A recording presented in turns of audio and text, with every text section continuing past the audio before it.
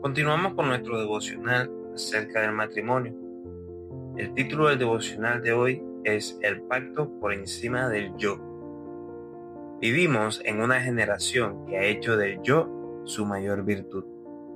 Una cultura que nos repite todos los días: piensa en ti, lucha por tus sueños, no te limites por nadie, no sacrifiques tu felicidad.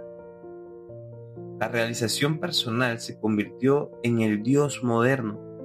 El consumismo es su liturgia y la vanidad de la vida es su promesa. Todo gira alrededor del individuo, todo apunta al deseo propio, todo exalta la autonomía. Y sin darnos cuenta, ese espíritu se ha infiltrado en el matrimonio. Hoy se nos enseña que casarse no es morir a uno mismo, sino aprender a convivir sin estorbarse. Y amar no es entregarse, sino acompañarse mientras no duela. El matrimonio no es un altar, sino una alianza temporal entre dos proyectos personales. Por eso hablamos de mi dinero, mis metas, mi tiempo, mi crecimiento y mi realización. Y el pacto termina siendo un accesorio y no el centro. Esta cultura nos ha entrenado para consumir, no para permanecer, para exigir y no para sacrificarnos, para protegernos a nosotros, aunque eso cueste la unidad. Y así hemos llegado a un punto peligroso: matrimonios legalmente unidos, pero espiritualmente divididos. No fue Dios quien cambió el diseño, fue la cultura. No fue el evangelio el que falló, fue el corazón humano seducido por la vanidad, porque la Escritura nunca habló de realización personal, habló de dependencia mutua.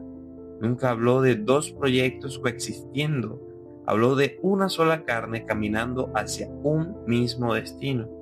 Y es precisamente aquí donde el matrimonio choca con el espíritu de este siglo, porque el matrimonio exige lo que el mundo rechaza: rendición, entrega y unidad. Y por eso hoy necesitamos volver al diseño de Dios y preguntarnos con honestidad: ¿puede haber una sola carne en una cultura que idolatra el yo? Porque Dios nunca dijo: y serán dos personas compartiendo techo. La Escritura dice claramente: y serán una sola carne. No dos voluntades compitiendo, no dos agendas negociando, ni dos reinos conviviendo, sino una sola carne, un solo cuerpo, un solo caminar, un propósito delante de Dios. Y cuando la Biblia habla de una sola carne, no se refiere únicamente a lo físico ni únicamente a lo emocional. Habla de una unidad total, espiritual, emocional, práctica y también material. Por eso el matrimonio no puede avanzar cuando cada uno vive para sí mismo. No puede crecer cuando cada uno protege lo suyo. No puede madurar cuando cada uno defiende su independencia. En los temas anteriores vimos que el pacto matrimonial no admite terceros. Primero hablamos de los padres, voces externas que, aunque cercanas y bien intencionadas, pueden entrar a opinar, influir y desordenar el diseño si no se colocan en el lugar correcto. También hablamos de los hijos, cómo ellos no opinan, pero aún así tienen esa capacidad de robar nuestro corazón e interferir en el trono que solo le corresponde al pacto. Y hoy volvemos a encontrarnos con aquellos que vienen desde afuera, pero esta vez no son los padres y esta vez no son los hijos.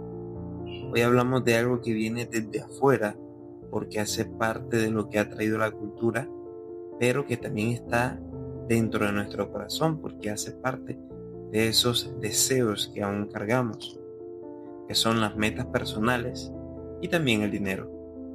Muchas veces el matrimonio no se rompe por falta de amor, sino por exceso de individualismo, por dos personas que aman pero ya no caminan hacia el mismo lugar.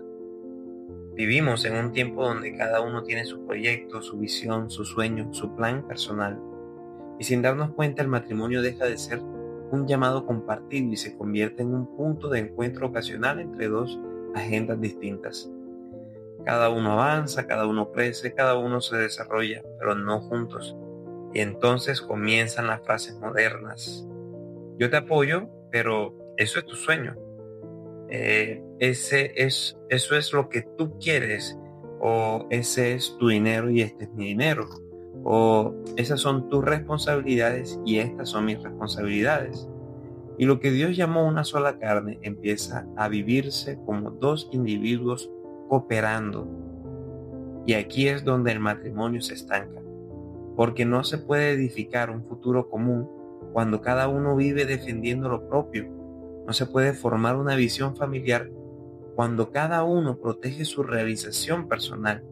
No podemos avanzar en temas como hijos o en temas como la comunión, el servicio y propósitos cuando el yo sigue sentado en el trono.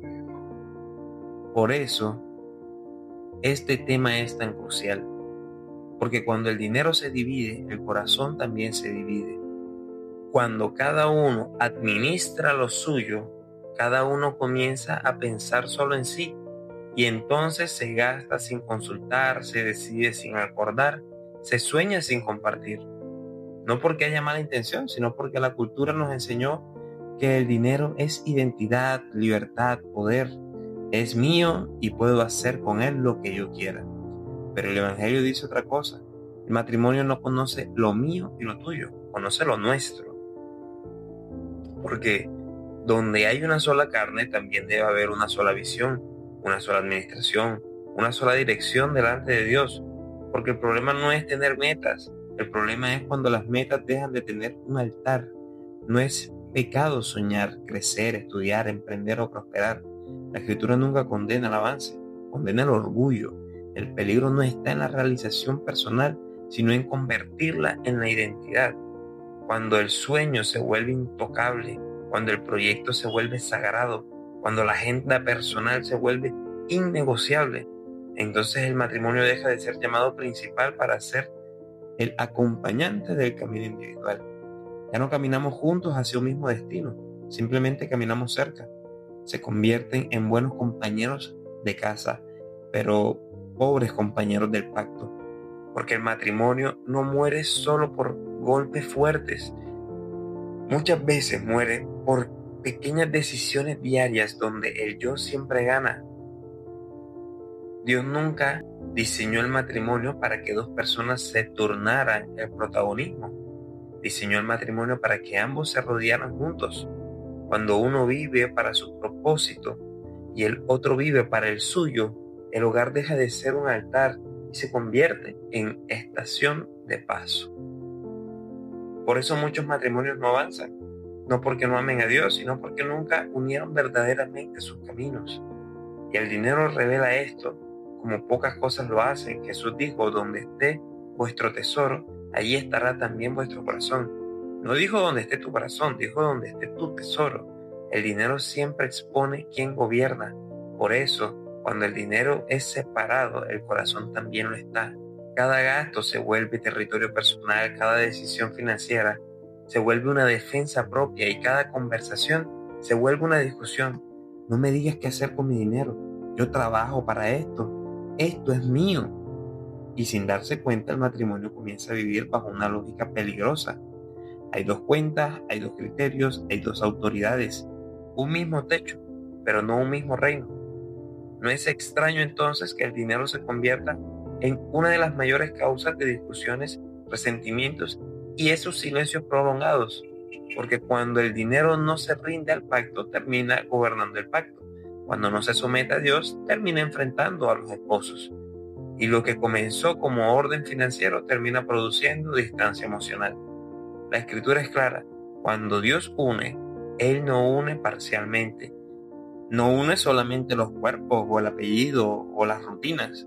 Él une los destinos. Por eso la pregunta no es ¿cuánto aportas tú y cuánto aporto yo? La pregunta es ¿qué está haciendo Dios con nosotros? Porque un matrimonio no avanza cuando cada uno empuja su propio sueño. Avanza cuando ambos colocan sus sueños a los pies de Cristo y permiten que Él los purifique, los una y los ordene. Tal vez Dios no cumplirá ambos, tal vez transformará a algunos, tal vez crucificará a otros, pero ninguno puede estar por encima del pacto. Y mientras el mundo grita, cuida de ti, El Evangelio susurra con autoridad: niégate a ti mismo. Y aquí está la verdad que pocos quieren escuchar. Un matrimonio nunca será fuerte mientras ambos sigan viviendo como individuos. Nunca será profundo mientras el yo tenga más peso que el nosotros. Y nunca reflejará a Cristo mientras la cruz sea una metáfora y no una práctica diaria. Oremos. Señor, te damos las gracias por este espacio en el que podemos aprender. Te pedimos, Dios mío, que seas tú tomando las riendas de nuestro matrimonio, ayudándonos, Señor, a poner todo delante de ti, delante de tus pies, a unirnos nosotros como pareja, Señor, a no generar divisiones en nuestro matrimonio, a que el dinero, Señor, no sea nuestro Dios, que nuestras metas personales, Señor, no interrumpan, Dios mío, nuestra unidad, y que todo, Señor, lo coloquemos delante de ti, Señor, y que seas tú guiándonos por el camino correcto, a ver qué decisiones tomamos, hacia dónde caminamos, qué es lo mejor que podemos hacer. Que nuestra intención no sea, Señor, cómo poder ser mejores, Señor, en este mundo, sino cómo podemos ser mejores para ti. En el nombre de Cristo te damos las gracias por esto. Amén.